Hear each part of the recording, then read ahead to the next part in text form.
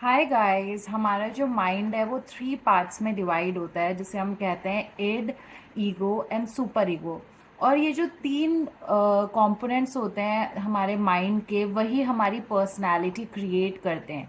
वही हमें बताते हैं कि हम जिस वे में बिहेव करते हैं वो हम क्यों करते हैं। There is a constant conflict and compromise going on between these three parts of mind to create our personality. सबसे पहले हम बात करेंगे इड के बारे में। ये जो इड पार्ट ऑफ माइंड होता है ये टोटली अनकॉन्शियस होता है, जिसमें हमारी स्टिंक्ट्स होती हैं। लाइक प्लेजर प्रिंसिपल पे ये काम करता है, जैसे कि सेक्स ड्राइव हो गया, फूड ड्राइव हो गया, अर्जेस पे काम करता है। Then we will talk about super ego. जो ये सुपर ईगो होता है वो सबकॉन्शियस पार्ट में होता है, and this talks about morality principle. ये हमारे मॉरल्स को याद करवाता है।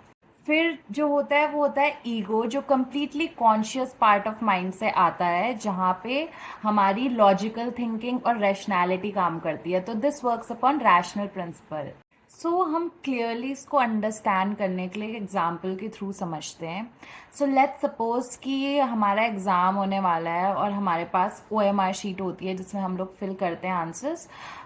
तो हमने जब वो क्वेश्चन पेपर देखा तो हमें 100 क्वेश्चंस मिले थे, जिसमें से हमें केवल 50 क्वेश्चंस आते हैं।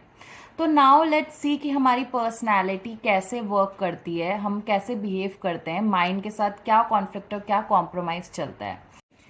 हेयर लेट्स सपोज कि हमारा जो इड है वो डोमिनेंट है। ठीक है, हमारी पर्सनालिटी में इड डोमिनेंट है। तो इड क्या होता है, इंस्टिंक्ट्स पे काम करता है। तो वो सोचेगा कि लेट्स डू वन थिंग, हम सारे आंसर्स फिल कर देते हैं रैंडमली 100 क्वेश्चंस।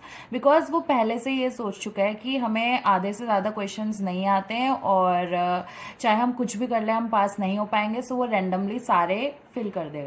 अगर हमारा सुपर ईगो डोमिनेंट हुआ तो सुपर ईगो क्या करता है, मॉरल्स पे काम करता है। जो हमने इतने टाइम से सीखा है हम उसको अप्लाई करते हैं। तो यहाँ हम क्या करेंगे, मोरालिटी प्रिंसिपल पे अगर देखा जाए तो हम यहाँ ऐसे करेंगे कि जो हमें क्वेश्चंस नहीं आते हैं वो हम कंप्लीटली स्किप कर देंगे, और जो हमें क्वेश्चंस आते हैं हम केवल वही फिल करेंगे। Because that's our moral says, जो हमें आता है हम उसी को टच करेंगे, बाकी दूसरों को क्यों टच करना है। If you don't know anything, हम कोई उसमें तुक्का नहीं मार सकते हैं। तो अब हम बात करेंगे अगर हमारा ईगो डोमिनेंट हुआ। तो ये जो ईगो है ना, ये इन दोनों का मिड पार्ट है, लाइक इन दोनों को कनेक्ट करता है। ठीक है, कॉम्प्रोमाइज कराता है इड और सुपर ईगो में। अब ये अगर रैशनली सोचा जाए तो वो क्या सोचेगा। Now if we work upon our ego then it will think that do one thing, कि हम लोग एक काम करते हैं, ये जितने क्वेश्चंस हमें आते हैं वो तो हम फिल कर ही देते हैं, जितने हमें क्वेश्चंस नहीं आते हैं तो उसमें हम थोड़ा सा दिमाग लगा के, थोड़ा प्रोबेबिलिटी देख के, कि मतलब जो भी हमें लगता है कि हम थोड़ा बहुत अनुमान लगा के उसको सही कर सकते हैं तो हम वो करेंगे।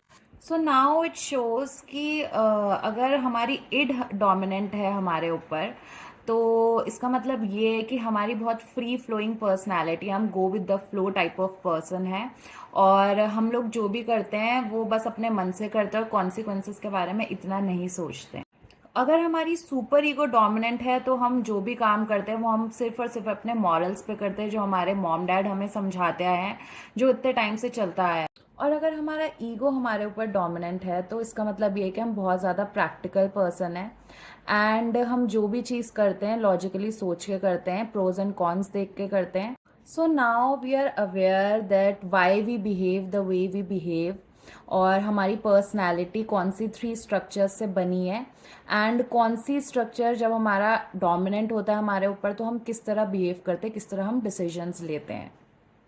Thank you guys and have a nice day.